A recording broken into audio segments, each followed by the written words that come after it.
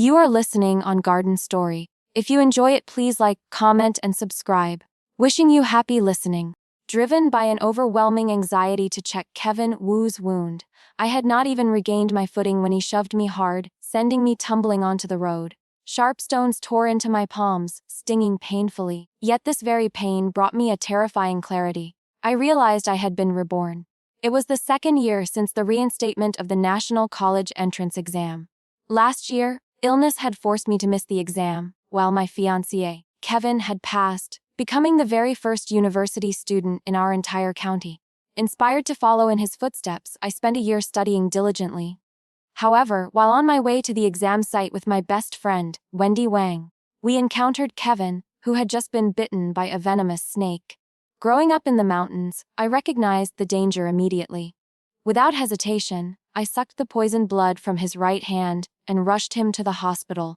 Kevin survived, but I missed the exam and lost my voice due to the venom. Out of gratitude, he married me as promised. I gave up my university dreams to become a devoted wife and mother. Yet, unexpectedly, my in-laws, whom I nursed back to health, despised me for being mute.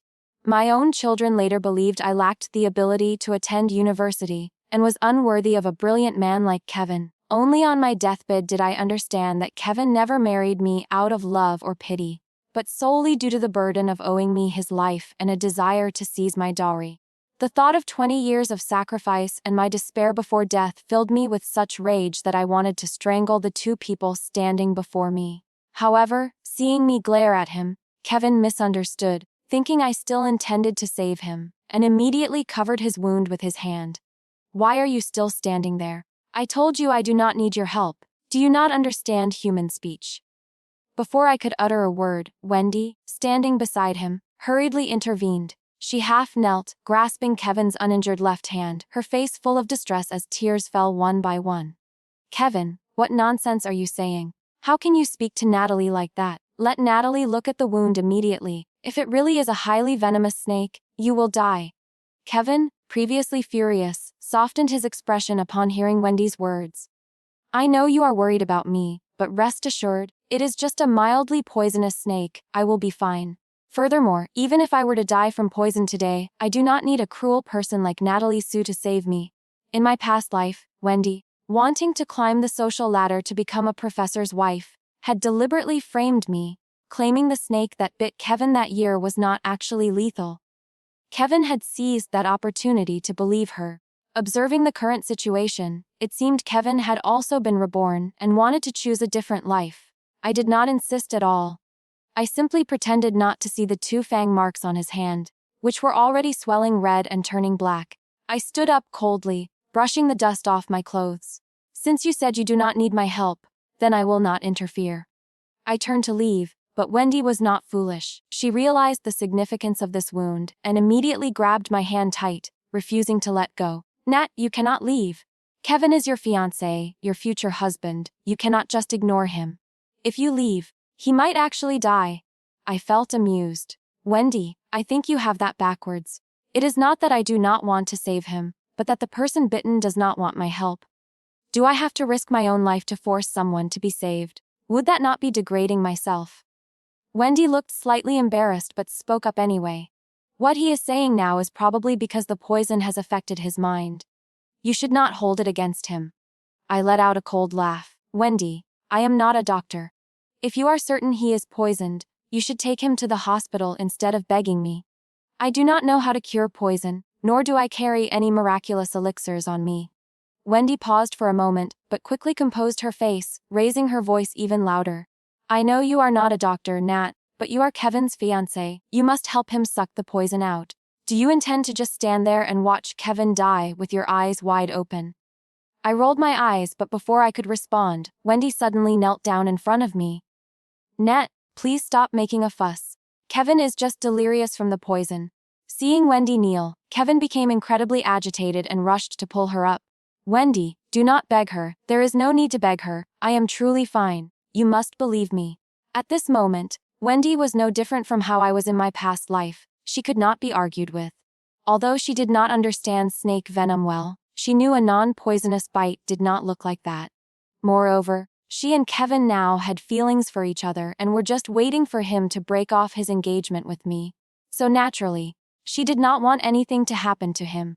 Ignoring Kevin, she remained kneeling before me and continued, "I beg you, please save Kevin. He is the only university student in our county. Even if not for yourself, you should think of our community."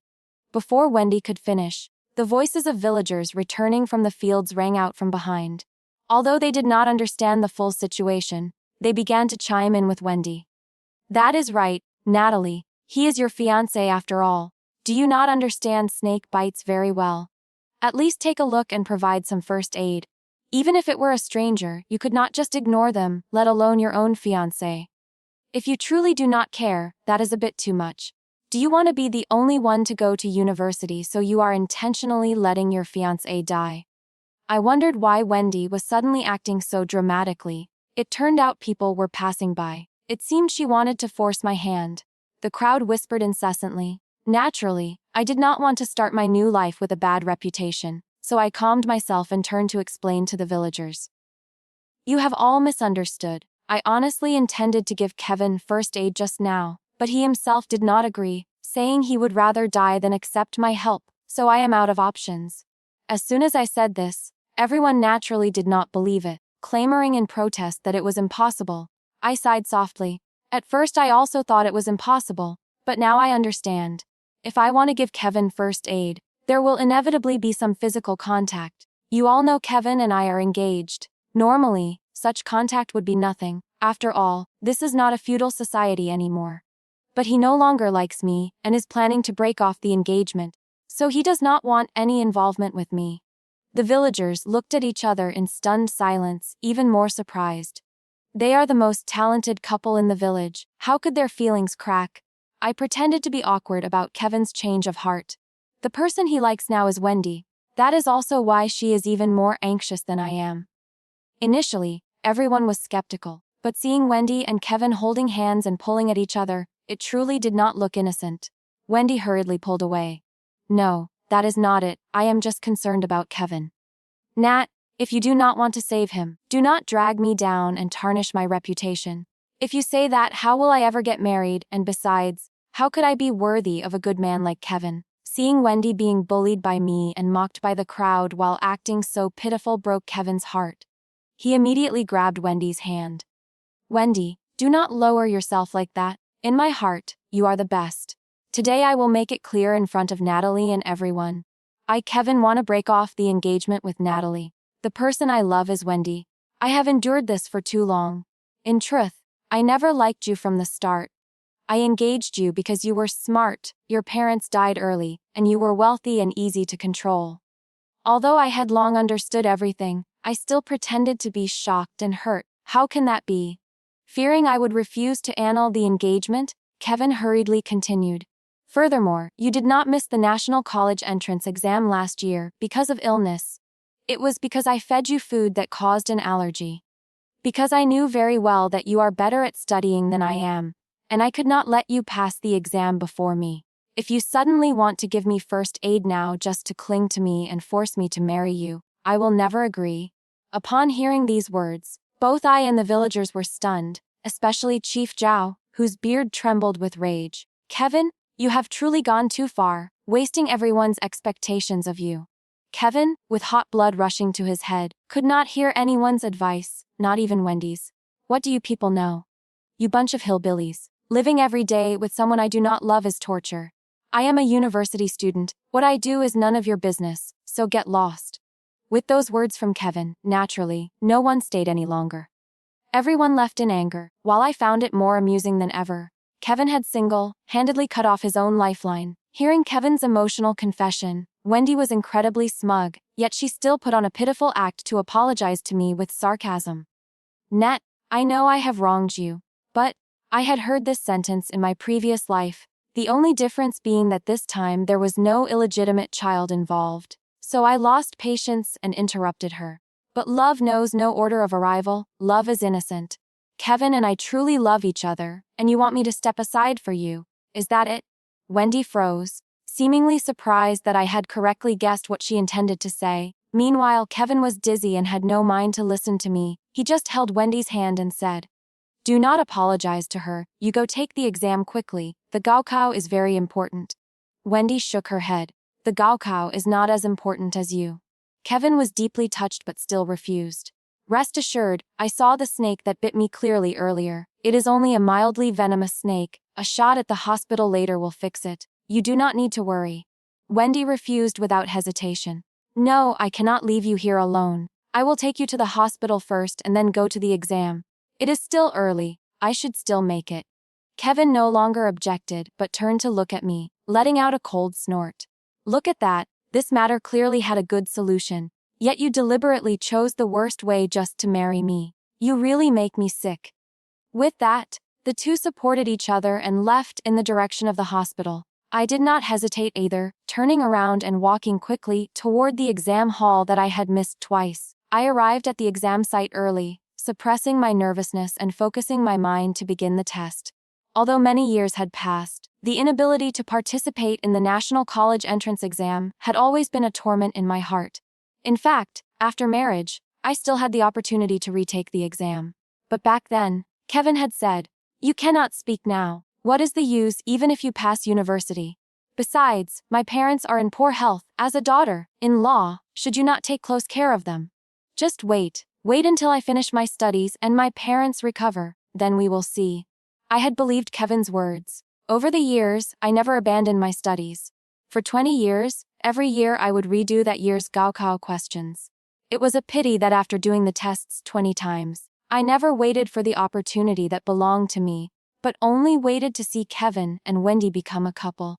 Because of what I had experienced in my previous life, facing the questions in the exam now, I found them no different from mere snacks. Only halfway through the exam time, I had completed the entire paper. Even so, I was not complacent or arrogant, but carefully checked it over and over again. It was not until the bell rang that I handed in my paper. After the exam, as soon as I left the room, I suddenly remembered Wendy. Scanning the surroundings, I was certain she had not come to the gaokao at all. It seemed something had happened on the way to take Kevin to the hospital. I did not stop but left the exam site, feeling a bit curious and wanting to return to the village to see the situation. However, as I approached the village entrance, I ran into Father and Mother Wu rushing towards me. Both looked full of anxiety, and upon seeing me, they shouted angrily, "Where the hell have you been? Kevin is in big trouble. Follow us to the hospital immediately." Although I felt a bit angry, wanting to watch the show, I pretended to be bewildered and worried, saying nothing and obediently following them to the hospital.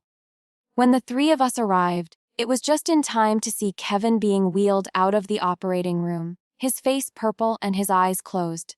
I was slightly surprised that he was still alive, but when I saw his right arm bitten by the snake, I suddenly understood. So that was it. Mrs. Wu wept while pulling at Dr. Chen's arm, tears streaming down her face. "What is wrong with my son? He went out healthy this morning. Why is he lying in the operating room now? My son is the first university student in the entire county. You must treat him well, do not be negligent." Dr. Chen struggled to free his hand from Mrs. Wu's grip and patiently explained. "Mom, I understand your feelings, but I must explain clearly. The patient, your son, was bitten by a snake of unknown origin. Theoretically, if he had arrived at the hospital in time, there was still a chance for treatment, but he received no basic first aid and was delayed, even walking to the hospital himself, so the condition was very serious. Upon arrival, the arm was almost necrotic. We were forced to make a timely decision to perform an amputation to temporarily save his life. However, even though his life is saved, we must wait for him to wake up to see if there are any future complications." Hearing this, Father and Mrs. Wu almost fainted on the spot. Both instinctively turned to look at me, as if assuming it was all my fault. I intended to speak, but Wendy burst into tears. "It is all Natalie's fault. She harmed Kevin like this. How could you be so heartless?" Although I had predicted Wendy would blame me, her bluntness still surprised me a little. I rolled my eyes in my mind. "Wendy, how can you speak so carelessly?" Wendy loudly interrupted me. "Uncle, Auntie, perhaps you do not know. Today on the way to the gaokao with Natalie, we accidentally met Kevin. At that time, Kevin was already bitten by a poisonous snake, yet Natalie ignored him and went to take the exam herself. If I had not brought Kevin to the hospital, perhaps he would have already. Before she could finish her sentence, Father and Mrs. Wu seemed to understand the whole situation. Without needing to hear more, they pointed straight at my face and cursed. "You little wretch, how could you treat my son like that? He is your fiancé. My son's arm is ruined because of you. You must take full responsibility. This matter will not end easily." Hearing their vulgar insults, I felt no anger at such words. In my past life, I had heard them too many times. In the first few years, Father and Mrs. Wu still treated me as their son's savior, treating me decently, even comforting me that it was okay not to have children. But later, as their health deteriorated and they were frequently bedridden, they began to believe that their illness was due to the bad luck I brought, that I was cursing them. They looked at me with increasing displeasure, and since I could not speak or argue, I had to listen to their scolding from morning to night every day.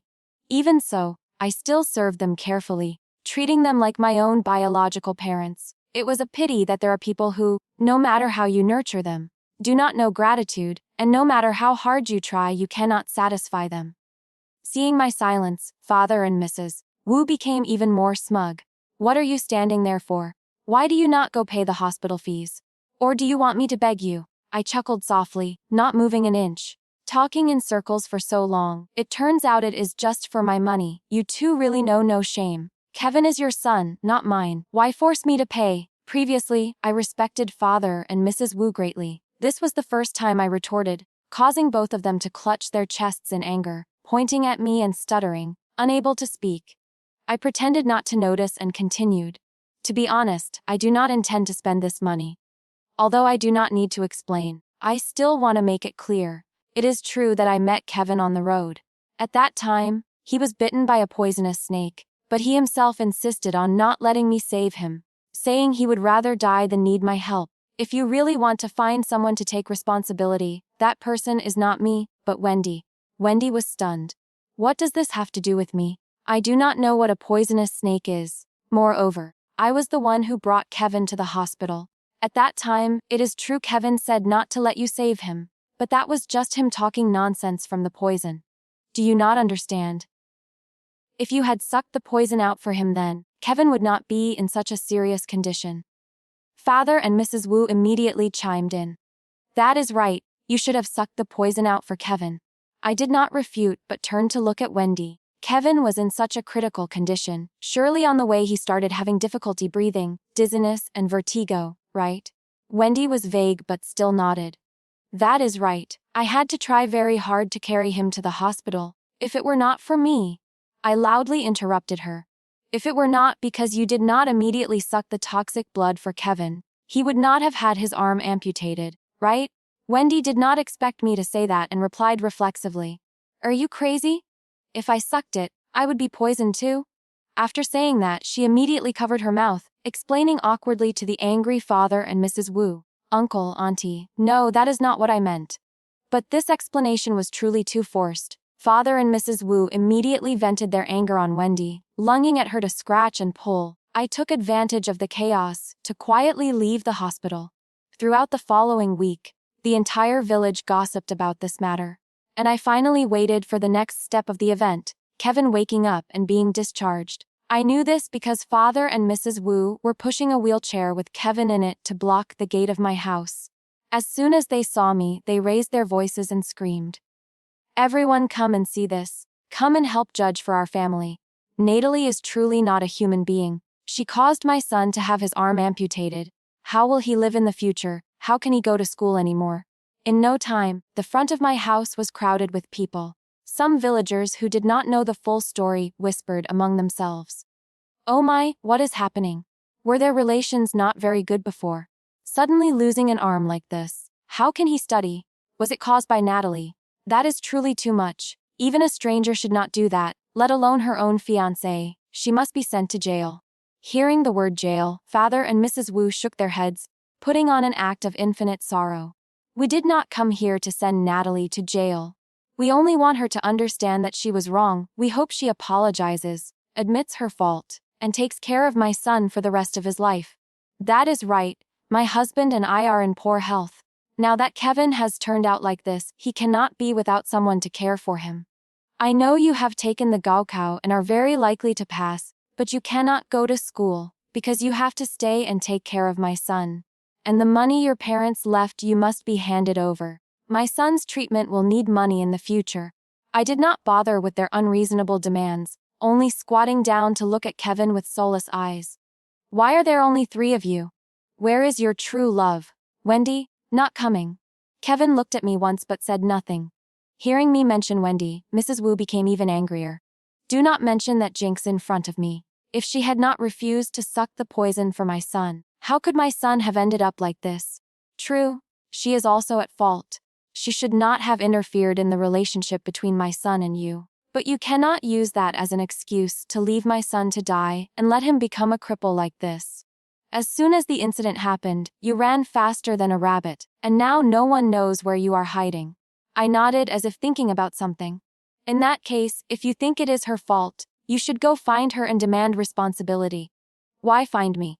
Father Wu answered awkwardly. She is wrong, but she is not Kevin's fiancé. You are the fiancé, so you must risk your life to save your future husband. You did not save him, so the fault lies with you. That is right. Mrs. Wu grabbed my hand. Stop shifting the blame. Today you must follow us to get the marriage certificate, then take care of Kevin for the rest of his life.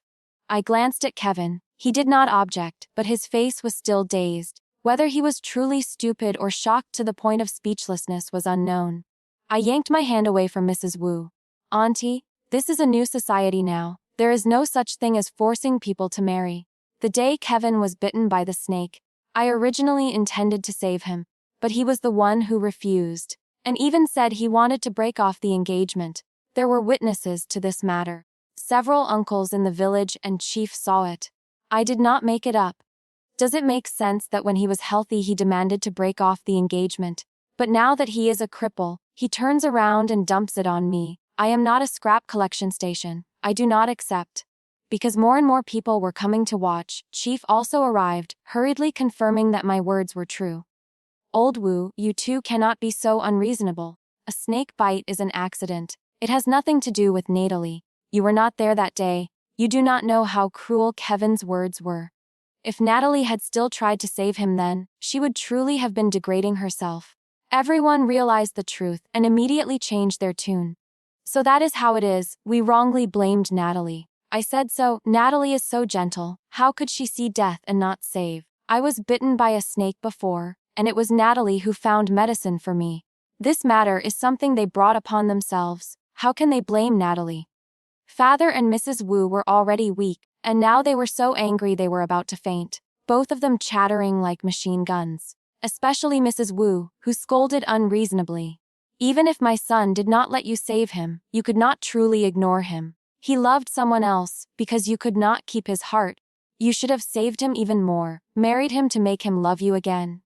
Furthermore, who knows if what you are saying is true or false? Now that my son is a cripple, maybe you are fabricating things. We do not accept the annulment. I want to continue the engagement.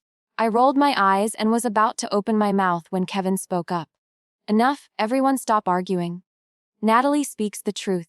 Chief speaks the truth. It is true that I said I wanted to break off the engagement with her.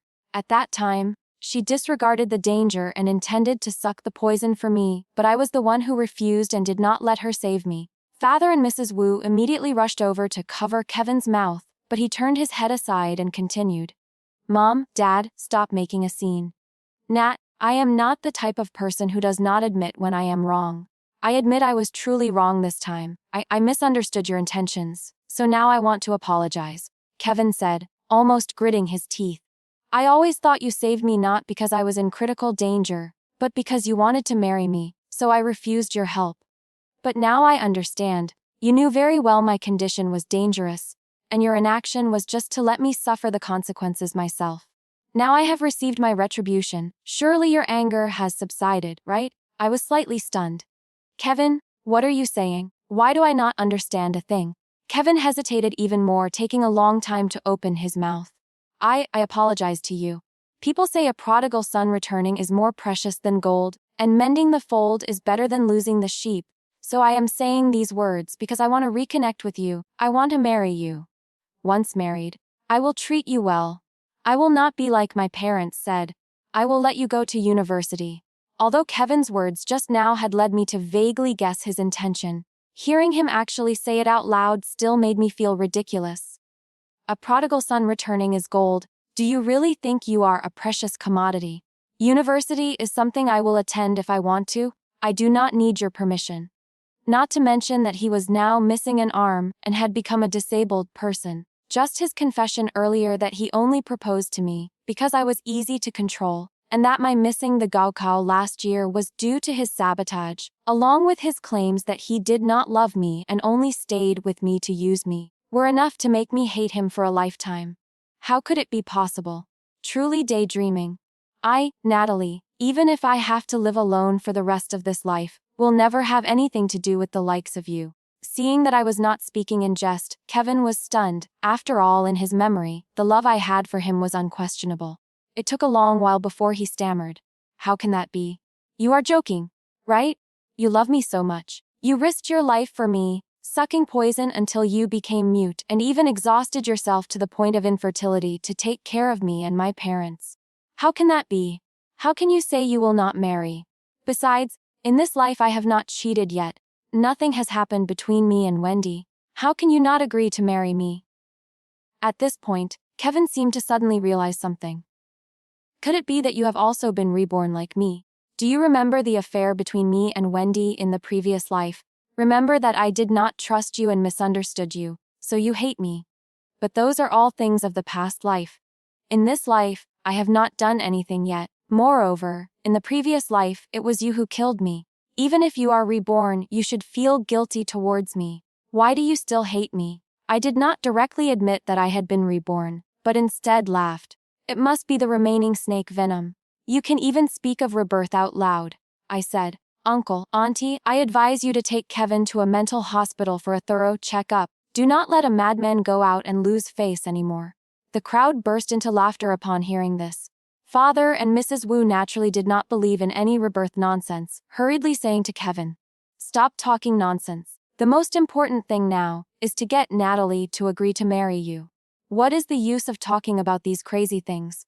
The more you speak like that, the more she thinks you are sick and refuses to marry you. The more everyone objected, the more impatient Kevin became. Listen to me first, I am truly a reborn person. Nat, in the previous life, although I did not say it, I was always grateful to you for saving my life. Now I have become a useless person, but I have achieved great enlightenment. From now on, I will only love you. One arm in exchange for a loyal wife you cannot refuse. Furthermore, you always wanted children. This time we can have children. I lost patience and interrupted Kevin. Kevin, you claim to be reborn, so I want to ask you a question. If what you say is true, then you must have known you would be bitten by a poisonous snake. So why did you not let me save you, not let Wendy save you, not let the villagers save you, but sat there waiting for death? The villagers watching the drama also chimed in, asking repeatedly why. Kevin's face turned unsightly, almost muttering an explanation to himself.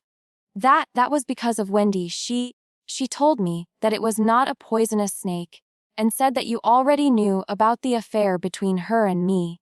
And you were afraid of being dumped by me, so you deliberately acted to repay kindness like that. She also said your voice was lost because you took medicine yourself to become mute to force me to marry you. I am also a victim, you must believe me. Although Kevin spoke with emotion, I only found it ridiculous. Whether the snake was poisonous or not was not something I made up, but had been confirmed by a doctor. Moreover, where in this world is there a medicine that one can take to make oneself mute? I am not someone who abuses myself. In the previous life, Kevin believed Wendy's words without thinking, simply to find a reasonable excuse to discard me. But I did not say these things out loud, only chuckling softly. This story sounds very touching. If it is not just a story, then I advise you not to look for me, but to find the ringleader. After all, every injustice has its perpetrator, every debt has its debtor. Finding me is useless. With that, I directly closed the door and bolted it. In the following days, the Wu family came to my door almost every day to beg for reconciliation, but I never opened the door. Perhaps because the gossip was too mocking, or perhaps because they realized I would truly never turn back. After causing trouble a few times, they gave up and switched to demanding responsibility from Wendy. Because Wendy had run away, They went to the Wang family to make a scene. I heard there was crying, screaming, and threats of suicide. But I did not go out to watch, so I was not sure how much of a scene they made. I only knew that in the end, the Wang family could not stand it and handed Wendy over. I heard the two families negotiated for many days, and by the time I found out, Kevin and Wendy were already married. I deliberately dressed up beautifully to go and congratulate them.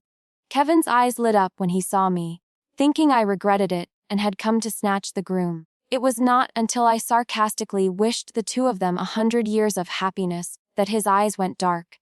Wendy's expression was not much better than Kevin's, but she still held her head high and said with a hint of smugness, "Marrying Kevin is my own willingness. Do not think you can watch me and Kevin become a joke. Although Kevin has lost an arm now, so what? He is still a university student. I am still the wife of a university student, still someone admired by many. Besides, in my opinion, this is beneficial. At least I no longer have to worry about him getting angry or betraying me." Looking at Wendy's smug appearance, I only found it amusing. It seemed she did not yet know that the snake poison was not over. Because I did not help, Kevin was quite heavily infected. It might not be visible now, but after a while, his body would gradually weaken, and his mind would gradually become unclear. Whether he could graduate from university was still unknown. Not long after, I received the university admission notice, the school I had dreamed of for 2 lifetimes. When I stepped into the school gate, my tears fell ceaselessly. It was not until I entered the dormitory that I truly felt it was all real. Because this opportunity was so precious, I studied harder than anyone else, hardly contacting anyone. It was not until the end of the first semester, when I returned to the village, that I learned so many things had happened. Because Kevin was disabled, Wendy accompanied him when he went to school. At first, it was fine, but later, Kevin began to have hallucinations due to the snake venom. He could not distinguish between the past life and this life, becoming suspicious and fearful, thinking Wendy wanted to harm him, and then began frequently beating and scolding her. Initially, Wendy tried to endure, but after suffering many times, she could not take it anymore. Although she did not fight back, she chose to run away. While chasing her, Kevin fell unconscious. Because no one noticed, by the time the teacher discovered he had been absent for many days, and went to his rented room to look, Kevin was no longer breathing. Hearing the bad news, Father and Mrs. Wu almost died on the spot from shock. To take revenge, they kept watch in front of the Wang family's gate, finally waiting for Wendy to return home. Exploding with old hatred and new grievances, the two of them dragged Wendy down with them, perishing together. Hearing everyone's gossip, I felt both emotional and relieved. It was as if the nightmare that had haunted me all my life had finally awakened. The villains in the dream had each received their deserving ends. I believed that I would live better and better, better than anyone else. After entering the university gates, I, Natalie, not only studied but also began a journey of self-discovery. The diligent days in the lecture hall not only helped me achieve excellent results, but also opened up new opportunities. I joined clubs, made friends with like-minded people, and gradually built a life I once thought only existed in dreams. In a chance encounter, I was invited to participate in a biological research project. There, I applied the knowledge about animals, especially snakes, that I had learned from my years growing up in the mountains.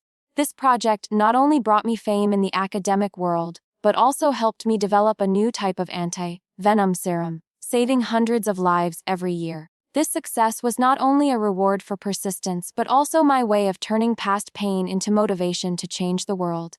I also took time to return to my hometown, where I built a small library and a free learning center for the children in the village. Watching the children engrossed in reading books and dreaming about the future, I felt like I was seeing my old self, a girl full of aspirations but once held back by circumstances. I wanted to ensure that no child in the village would have to give up their dreams just because of poverty or social prejudice. Story 2. After receiving my acceptance letter to a prestigious top-tier university, I traveled to the Yunnan border with my boyfriend, Lucas Chen, and his childhood sweetheart, Bella Zhao. Unexpectedly, Bella was suddenly kidnapped. The kidnappers demanded 500,000 yuan in ransom and threatened to kill the hostage if we alerted the authorities. I suggested calling the police, but Lucas called me crazy and forced me to gather the money. Out of kindness, I managed to scrape together 100,000 yuan, while he only contributed a meager 1,000 yuan. On the day we met the kidnappers, seeing that we had insufficient funds, they prepared to kill the hostage. Suddenly, Lucas pushed me toward them. We are switching hostages. She is from a wealthy family, so her parents will transfer the money to you later. Consider this 100,000 yuan an extra gift. I looked at him in shock. Why? He held Bella tightly, turning to leave with a guilty look. 500,000 yuan is nothing to your family. I cannot let Bella face danger. I cursed him, calling him a scumbag. He flew into a rage. Who told you to be so stingy and refused to ask your parents for money? You only put up 100,000 yuan, you useless thing. I think you intentionally wanted to harm Bella. Your death is well deserved. He led Bella away without hesitation. Afterward, the enraged kidnappers tortured me to death. As my soul floated in the air, I saw Lucas and Bella return with a group of police officers. Upon seeing my mangled corpse, Bella screamed and threw herself into Lucas's arms, crying bitterly. I just wanted to save her. I did not know the kidnappers were this cruel. Lucas gently comforted her. It is not your fault. If Chloe's soul knew, she would not blame you. You did very well. After examining the scene, the police angrily questioned Bella. Did you not say the situation was urgent and required immediate rescue? The scene clearly indicates a spontaneous act of revenge. They acted in haste because news leaked out. If the operation had been more discreet, we surely could have saved her. I was just worried about Chloe. I only wanted to get her out as soon as possible. What did I do wrong? Bella sobbed uncontrollably. Lucas, his eyes red, added, Chloe was very brave, disregarding danger to save Bella. We will remember her forever. The police helplessly gave up. Looking at the hypocritical faces of Lucas and Bella, I was so furious I could have died a second time. I only wished to come back to life right then and there. Of course, I hated myself even more for being too kind and meddling in other people's business. When I opened my eyes again, I was back to the moment Lucas received the threatening message from the kidnappers, anxious as an ant on a hot pan. Chloe, please save Bella. Only you can save her. It is just 500,000 yuan. His eyes were filled with pleading. I froze, then a wild joy surged through my heart. I had been reborn. Suppressing my excitement, I calmly said, I will go call my dad. Wait for me a moment. I held my phone, pretending to make a call, and walked toward a deserted area. Taking advantage of the moment Lucas was not paying attention, I turned around and ran away. Who cares about them? What does this have to do with me? After Lucas and I both got accepted into a prestigious university in Beijing, we had originally planned to travel to Beijing to visit the campus. Unexpectedly, his childhood friend Bella, who had only been accepted into a vocational college, insisted that the scenery at the border was beautiful and wanted to go there.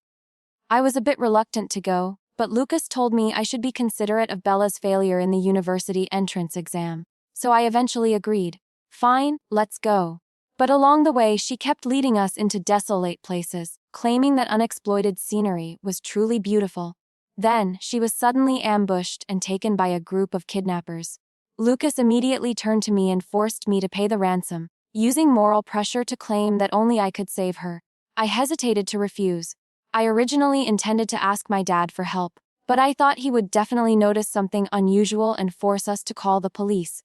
Moreover, her family's financial situation was difficult, and they could not repay such a large debt. So, instead of asking my dad for help, I took out all my pocket money, totaling exactly 100,000 yuan. I thought that even if they did not pay me back, I could bear the loss myself. I thought this was the height of benevolence. But who would have guessed that Lucas only contributed 1,000 yuan, and even resented me for not spending more. Later, he even pushed me into the abyss. I had truly seen his true colors. No matter how much money my family has, it is not mine. Just because I have money, does it mean I have to give it to others for free? I was not even close to her. Besides, at that time, I could not come up with that much money. I made it clear to him. He agreed at the time, yet he still held a grudge. When he pushed me toward the kidnappers, they were still a bit hesitant. Lucas, however, did not hesitate to say, she is a student at a Project 985 university. Her value is much higher than a vocational college student. The kidnappers immediately agreed to the exchange, telling them to prepare the money quickly and warning them not to call the police or they would kill the hostage. As a result, not long after they left, Bella went to the police and fabricated a story that the kidnappers were preparing to kill the hostage. The police rushed in, causing the kidnappers to get wind of the news and fly into a rage. They tore my dress right there and tortured me to death cruelly. In the end, Lucas even used the incident to defend himself. I hated them so much. In this life, even if they die, it has nothing to do with me anymore. Just then, the phone ringing pulled me back to reality. Where are you? Lucas's voice was full of urgency and carried a hint of blame. I calmly said, my dad would not let me meddle in other people's business and told you to go to the police. Lucas froze, then lowered his voice to beg. I really have no other choice. Can you bear to see Bella die right in front of your eyes? What does that have to do with me? Instead of blaming the kidnappers, you turn around and use moral blackmail on me. What is the meaning of this? I let out a cold snort. I was just anxious in the moment. Lucas panicked and started crying. Then what should I do? It is all because I failed to look after her. I have no face to see her parents. I deserve to die. Immediately after, I heard the sound of slapping. In my past life, he also used self-harm to soften my heart and force me to pay. Unfortunately, I was not moved at all now. You figure it out yourself. I am hanging up. Chloe Wang. Lucas frantically called my name and started complaining about Bella's father being addicted to gambling, her mother being seriously ill, and her younger brother still in school. Please help her. She is really pitiful. She worked hard all her life to get to where she is today. I replied indifferently. I am not close to her anyway. How about this? I will contribute as much as you contribute. No need to pay me back. That is enough kindness. Right? Lucas fell silent for a long time, then gritted his teeth. Chloe, do you really want to be so cold and heartless? You know clearly that I have no money. I have already done more than enough. No one says I have to give more, I replied coldly. You can clearly go to her parents to ask for money. Why force someone unrelated like me? You say I am cold and heartless, but aren't you talking about yourself? Lucas was silent for a while again, then sighed and said he sought me out because he trusted me. Bella has long considered you a good friend. That is her business, I said calmly. Besides, I have no money either. If you continue to be greedy and use moral blackmail on me, then let's stop contacting each other. Lucas went crazy. Are you determined to watch her die without saving her? You clearly have money but cannot bear to spend a little. You are a bad person. I hung up immediately, turned on Do Not Disturb mode, and prepared to buy a high-speed train ticket home. Just because I have money means I have to save people. If so, billionaires would have gone bankrupt long ago. After a flurry of text messages, Lucas finally admitted his mistake. I am sorry, I was just too worried about Bella, so I asked too much of you. I apologize? Can you answer me? I laughed. So you finally know you were wrong. Knowing your mistake is good. Lucas immediately replied, then let's think of a way together. I really don't know what to do anymore. I am just a little girl, what kind of solution can I come up with? I sighed, absolutely refusing to offer any more opinions to avoid being blamed. In this kind of situation, observing from the sidelines is best. Lucas was silent for a moment, then suddenly asked, where are you? Let's meet first to avoid any more accidents. My dad is afraid I will be in danger, so he told me to go home. I replied lightly, nothing will happen. In my past life, he sold me out? Why would I stay here? Am I stupid? Lucas started getting agitated. How can you be like this? Bella is still in danger. Are you leaving us behind? Sorry, I am scared. I pretended to cry. Acting. Who doesn't know how to do that? Lucas paused, then reluctantly tried to coax me. It is okay, I will protect you. Come back, and we will think of a way together. I cried while refusing. I am just a small girl. Coming back will only cause you more trouble. I do not want to be a burden to you. There will be a way. Come back first. Lucas refused to give up, but I remained firm. Sorry, my dad said if I do not return, he will call the police. For Bella's safety, I have to go back. The other end of the line was silent for a long time, then suddenly shouted in anger. You are making excuses to run away, right? Why did you tell your dad about this? You are going too far? I snapped back. Didn't you tell me to ask my dad for money? What exactly do you want? Do you want me to take all the responsibility? Are her parents dead? If you cannot handle it, do not take on the job. Do I owe her something? If you are not going to save her, shut up. Lucas angrily hung up. I pouted. I am not saving her. So what if I don't save her? Surely he won't be able to find me this time. But I still underestimated his shamelessness. 10 minutes later, Lucas called again. This time he was crying. The kidnappers just called me. Bella is about to collapse. Oh, I responded indifferently. She isn't dead yet. The other side paused for a moment, then continued crying and begging. I beg you, can you switch places with her? I will immediately call the police to save you. We can coordinate from the inside and outside and it will be fine. Are you crazy? I sneered. You can rescue her now, so why must I switch places with her? Bella is very weak. She definitely cannot handle it. Lucas explained urgently. You are different. You exercise often. It will be much easier to rescue you. Huh. I laughed coldly. Then who guarantees my safety? I will definitely be tied up in there. What use is being strong? You worry about Bella, but what about my life? If she is so important, why don't you go replace her? I am not stupid enough to risk my life to save a stranger. If you keep nagging, let's break up. Lucas went silent and quickly hung up. An hour later, he sent me a photo. He was lying in a hospital bed with his right leg wrapped in white bandages. Chloe, I broke my leg. Can you come back and help me? You do not need to go inside. I laughed. I will find someone to take you or buy you a wheelchair. It is so dangerous. Who would be willing to come? How can you trick people like that? Lucas immediately refused and continued playing the pity card. Can't you care about me a little? You are coldly letting a wheelchair replace you. I firmly refused. No, I am on the high-speed train straight to John City. I cannot stop halfway. Then, let me go exchange myself for her. Lucas suddenly said. Come back and help me a little. You can get off at a midway station and take a taxi back. I thought you forgot, but my dad is going to call the police. I laughed. I am not going. I will never put myself in danger. If you want to save her yourself or find someone else. Can you bear to let me fall into danger? Lucas started sniffling.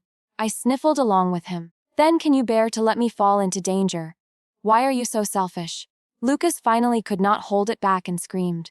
If anything happens to Bella, you are partly responsible. Breaking character already.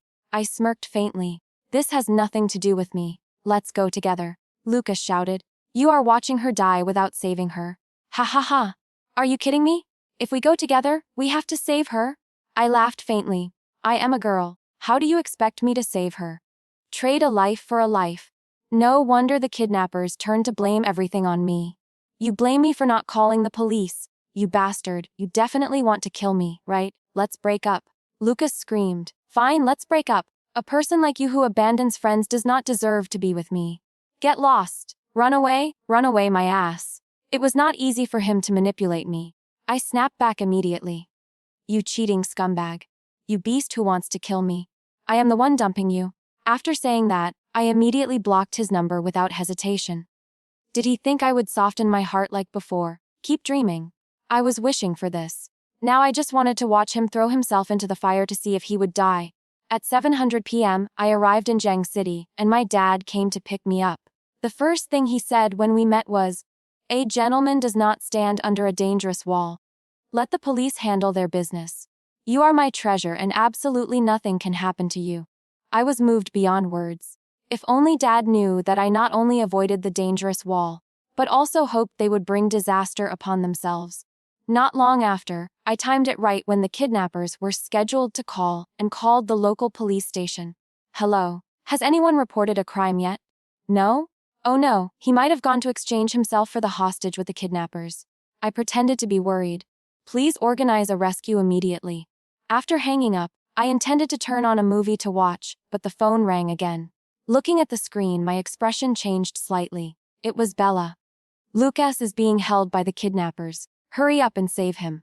She was almost crying and begging. That is funny. They switched places. I smirked and asked slowly, which Lucas? Bella stamped her feet in anxiety. It is Lucas. To save me, he took my place as the hostage. Hurry up and gather 500,000 yuan and transfer it to this account immediately. Oh, what a pity, I replied indifferently. Bella was furious. What are you regretting? Transfer the money now, or Lucas will die. Aren't you his girlfriend? Oh, I am not, I answered calmly. Bella was stunned. Not what are you pretending to be stupid? Do you plan to watch him die without saving him? If something happens to him, he brought it upon himself. What does it have to do with me? I laughed coldly. I advise you to run away quickly. Otherwise, run away my ass. Transfer the money here quickly, or I will kill both of them. A rude and angry shout suddenly rang out over the phone. The kidnapper. I froze. She could not run away. Then I smiled slightly. What does it have to do with me?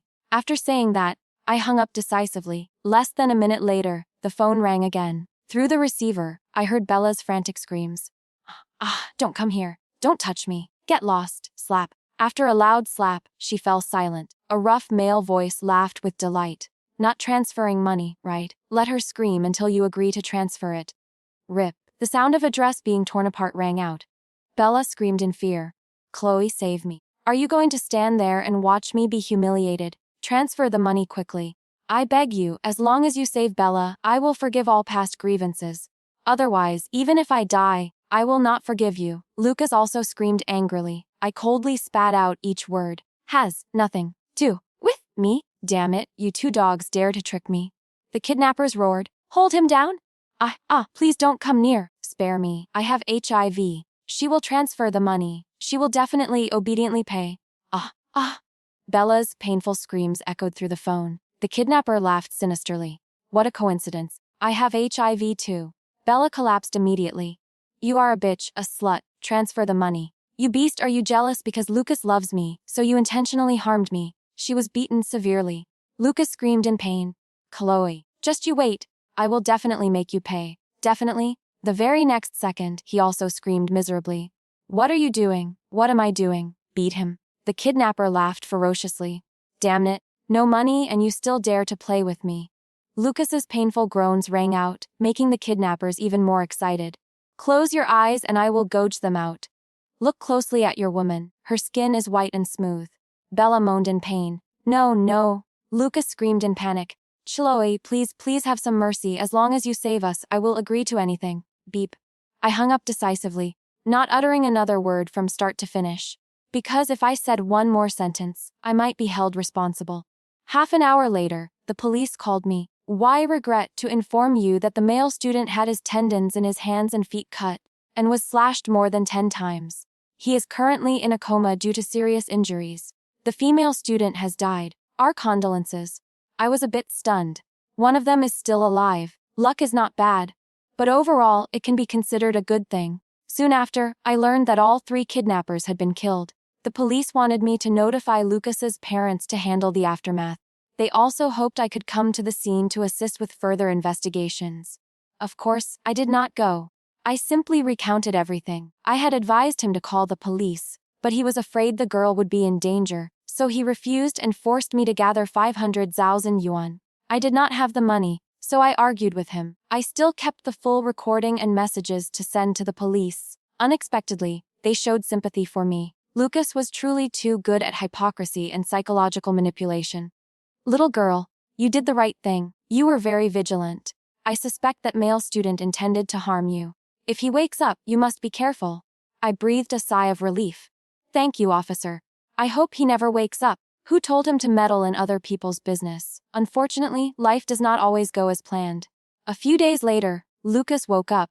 Half a month later, he could speak freely.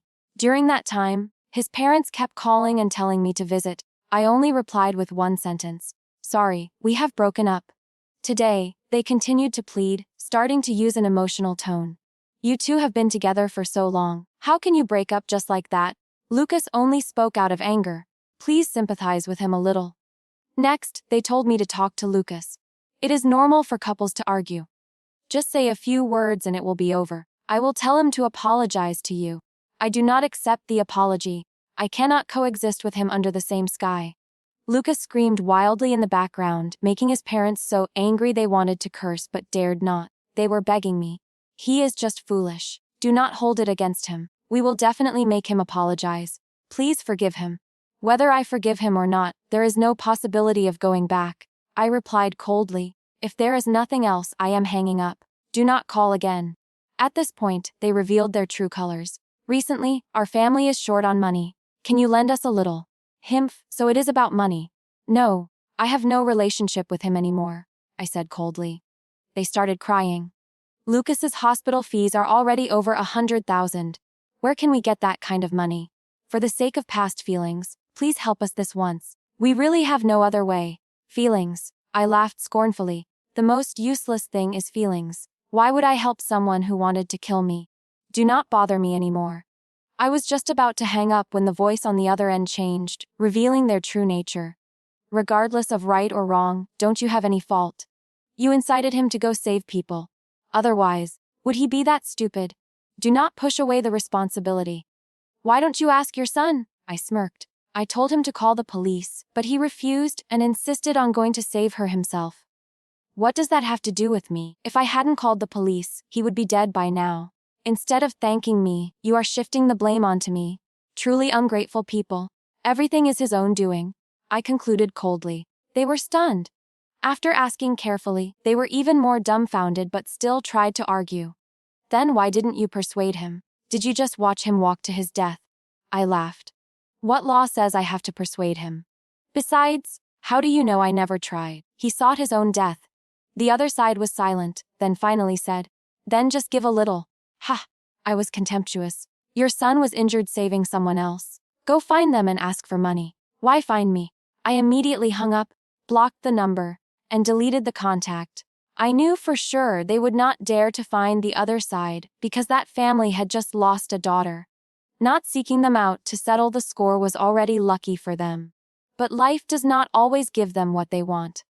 I thought everything would end here and would have nothing to do with me anymore, but I still underestimated the human heart. As soon as I got out of the taxi and arrived home, I saw a middle-aged couple who looked familiar crying miserably at the gate. Both were wearing white mourning clothes, and there were reporters following behind them. Our daughter was killed by the young miss of the Wang family. Someone save us. My child died so miserably, she died with her eyes open. The crying sounded truly resentful. The reporter angrily shouted at the security guard. Tell Chloe to come out. Hiding will not solve the problem. Himph, what problem do I have? I stepped forward and asked coldly. As soon as her father saw me, he rushed over and screamed in anger. Give me back my daughter. Unfortunately, he was stopped by the security guard. They are all retired soldiers. Do you find it funny? Did I kill your daughter? I raised my eyebrows. Her mother, with red eyes, screamed angrily. It was you who incited her to go to the border. She was intact when she left with you, but she is gone now. I do not need anything. I just need you to pay with your life. The reporter immediately pointed the camera at me. May I ask why you lured Bella to the border? Did you have any purpose? I replied calmly. I come from a prestigious family. What purpose could I have with her? The reporter pressed on. But I heard that you planned to harm her because you were jealous that your boyfriend doted on her, right? Oh my God, do you think you are in a novel? I frowned with disdain. What is Lucas that I would have to do that? I dumped him a long time ago. Wasn't it because he discovered what you did that you broke up? The reporter retorted. Her mother cried even louder. Because of jealousy, you cruelly killed my daughter. You have no humanity. I do not need anything. I just want justice. You keep saying I killed her. Do you have evidence? I was cold.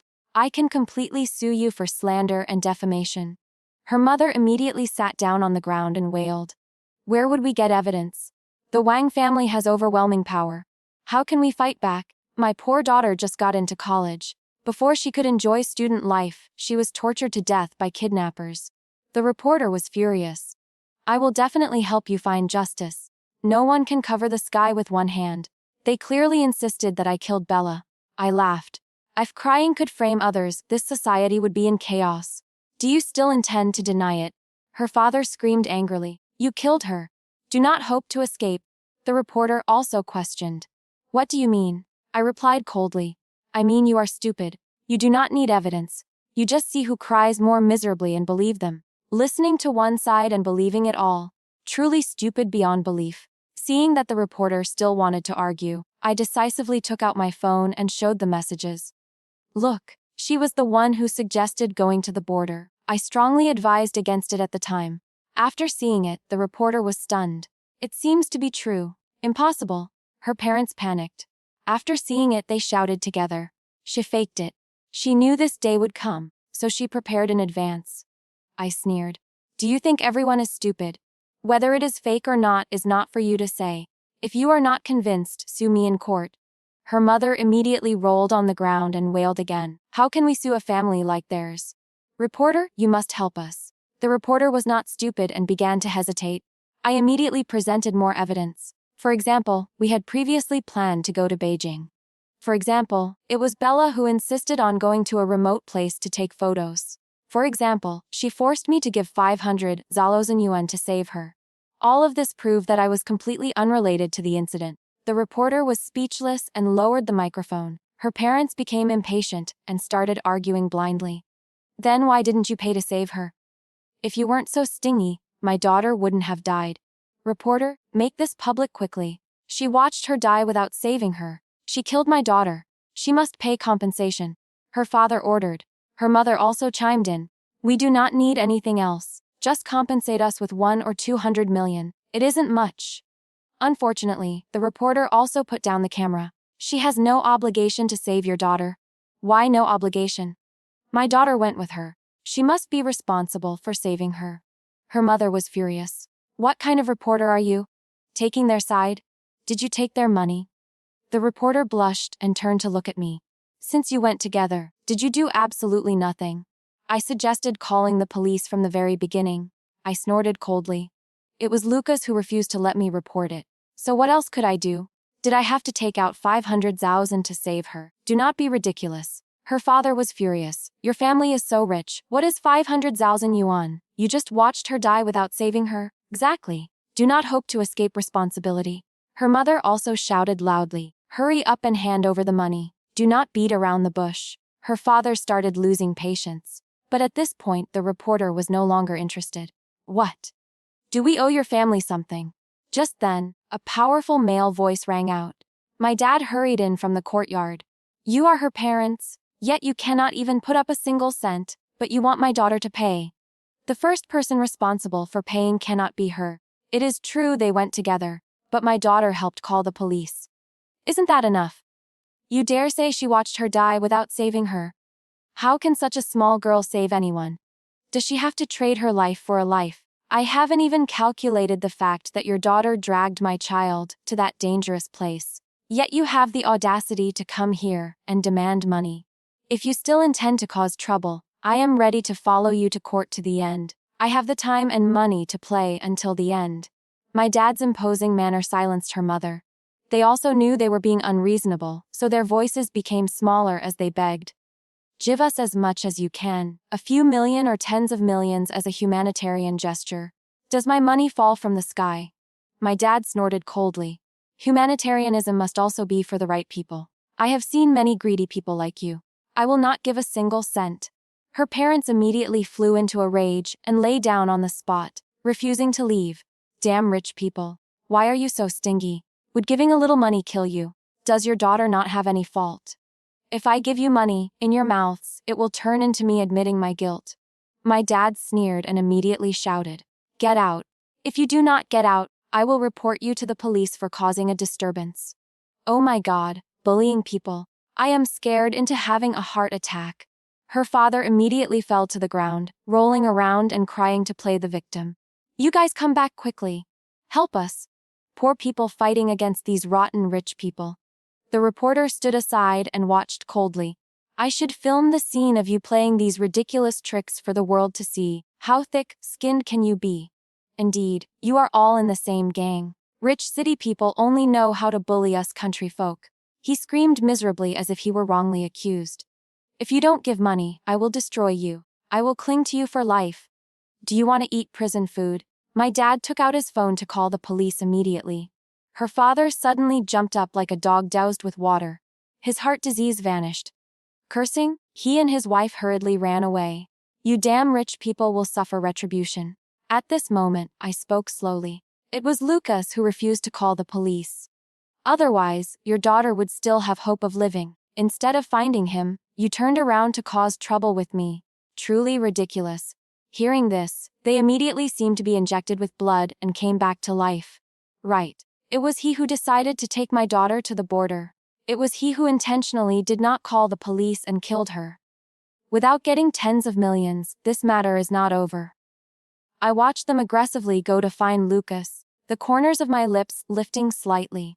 Lucas, it is your turn to taste the consequences of your meddling habit.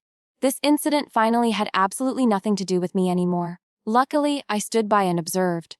Otherwise, I would have been driven crazy by their entanglement. The result was not bad. I continued my graduation trip. The next time I received news about them was from the police officer I had added on my messaging app. He sent me a message asking with suspicion. It turned out that Bella's parents stormed straight to Lucas's hospital bed. As soon as they opened their mouths, they cursed him for killing their daughter and demanded compensation. Lucas's parents were not easy to bully either. They immediately countered that their son was seriously injured saving that family's daughter and demanded medical expenses. Neither side could get money, so they started cursing each other incessantly. Did that cripple save her? If he hadn't been stupid enough not to call the police, my daughter wouldn't have died. You must pay, Bella's father shouted. If you don't pay, I will fight you to the death. Lucas's father was not to be outdone. The police said the kidnappers killed her. Was it wrong for him to risk his life to save your daughter? Not a single penny. You should be the ones paying for our medical bills. Both sides thought they were right. Neither gave in. In the end, they were so angry they rushed into a fight, shedding real blood. The police had to be called again. The police officer asked if I could come out to help mediate. Of course, I refused immediately. My idol is about to hold a concert. Who has time to care about that rubbish? Later, I heard the police officer recount that they continued to fight loudly. In the end, Lucas's parents were exposed for having illogical arguments and had to swallow their anger to admit fault and pay compensation. Who told Lucas to meddle in other people's business? According to Bella's parents, did anyone ask you to save her? If you hadn't meddled in unnecessary business and called the police early, she would be safe and sound now. Lucas's parents were choked with words and had to swallow their anger to compensate tens of millions. The two families, who were once quite close, have now completely cut ties. Of course, this has nothing to do with me. I just watched it as a drama for fun. Currently, I am at the university hanging out. Don't call my name. Just as I said that, someone called my real name. It was my classmate. Chloe, where are you? Lucas has been waiting for you forever and hasn't seen you. I pouted. Who is Lucas? Do you plan to abandon him? He is waiting in a wheelchair in front of your house right now. If he doesn't see you, he won't leave, my classmate advised. He looks very pitiful in the wheelchair. I advised my classmate in return. That is the outcome of a person who meddles in unnecessary business. It is best if you don't learn from him. My classmate heard this and hung up in embarrassment. Waiting, just let him wait. Wait until I feel happy, then I will go laugh at him. I traveled for more than a month until I almost forgot everything. When I returned home to pack my luggage, I didn't see him anywhere. But ironically, just as I went out to meet my best friend, I bumped into him. Chloe, I have been waiting for you so miserably, Lucas lamented. His face was gaunt, and he had dark circles under his eyes. It seemed he was not living well at all. I glanced at my best friend, who looked a bit guilty. I said coldly, "Why didn't I see you in front of my house when I returned?" Lucas coughed awkwardly. "I had some business. You don't know that every night I toss and turn, missing you so much I can't sleep." He put on a painful, lovesick look. While speaking, he glanced at my friend. Seeing this, she quickly found an excuse to withdraw first. "It is because you are thinking of ways to kill me that you have insomnia, right?" I pouted, stood up, and intended to leave. "Chloe, don't go." Lucas struggled to get out of the wheelchair but fell to the ground. "Have you forgotten all the memories between us?" "I haven't forgotten, especially the part where you said you wanted me to pay." I walked away without looking back. Only useless people cling to the past. He suddenly burst into tears like a madman. I am a useless person. Useless to the extreme. Then he started revealing his true feelings. "I was wrong, okay? I shouldn't have treated you like that. Can we go back to how we were? Give me a chance," he begged, looking extremely pitiful. I turned my head to look. On the surface, his face was full of sincerity, but his eyes seemed to hide hatred that sent chills down my spine. "Well, that is just my guess, but it doesn't matter. The important thing is that I will never trust a person a second time. From the moment you failed to morally blackmail me and turn to revenge, there was no possibility between us anymore." I was cold. "Where do you get the nerve to ask to get back together? Do I look like an easy person?" Lucas froze in despair. He wanted to slap himself but had no strength, so he could only helplessly bang his head on the ground. I was wrong. I am a beast, a giant beast. Thud, thud, thud. His forehead quickly started bleeding. Correct, you are indeed a large beast. I smiled. I also don't understand what I saw in you back then. You are not worthy of me at all. Everything today is your own doing. Even torturing yourself is the same. Do you plan to make me feel guilty? Save some face. Don't let people laugh at you. I turned my back and walked away, decisively not looking back. From now on, he and I will never have any involvement again. As for whether he regrets it or not, who cares? Want revenge? Who can a cripple take revenge on? I just didn't expect him to actually succeed in taking revenge. Luckily, it wasn't on me. My dad told me the story, his voice full of regret. It turned out that the 50,000 yuan Lucas compensated Bella's parents was quickly gambled away by her father. Then he turned around to demand more money from Lucas's family. Of course, they didn't give it. So he caused trouble again, fought again, and dragged each other to the police station again. Mediation failed, and they continued to drag each other to court. The judge was also a reasonable person and made a classic statement. If it wasn't your fault, why did you have to save her? The court announced the verdict on the spot. Lucas had to compensate Bella's parents more than 600,000 yuan. Lucas's family did not accept it and immediately appealed. Although the appellate judgment reduced the compensation because it considered the intention to save someone, he still had to pay more than 400,000 yuan. But where would they get the money now? Desperate to the extreme, during a visit to apologize and settle the matter with money, Lucas poisoned all 3 members of Bella's family to death. In the end, he also committed suicide with poison. Before he died, he sent me a letter. I should not have gone to save that bitch Bella in the beginning. I should have left her to be humiliated to death by the kidnappers. Now I regret it to the utmost. I know this is useless, but I still hope you can forgive me. I didn't even bother reading more. I threw it straight into the trash can. After throwing Lucas's letter into the trash, I returned to my life without any lingering attachment. The university awaited me with brilliant days where I focused on studying, making new friends, and pursuing my dreams. News about Lucas and Bella's family gradually faded into oblivion like a passing breeze, leaving no trace in my heart. The past taught me a valuable lesson. No one has the right to force me to sacrifice for things that are not my responsibility. I do not regret choosing to protect myself, and I know that from now on, I will always put myself first. Thank you for staying with Garden Story throughout today's tale. If this story brought you value or inspiration, please consider leaving a like or a comment. It's the most practical way to help us continue creating high-quality stories every day. Don't forget to subscribe and turn on notifications so you'll always be the first to hear our next story.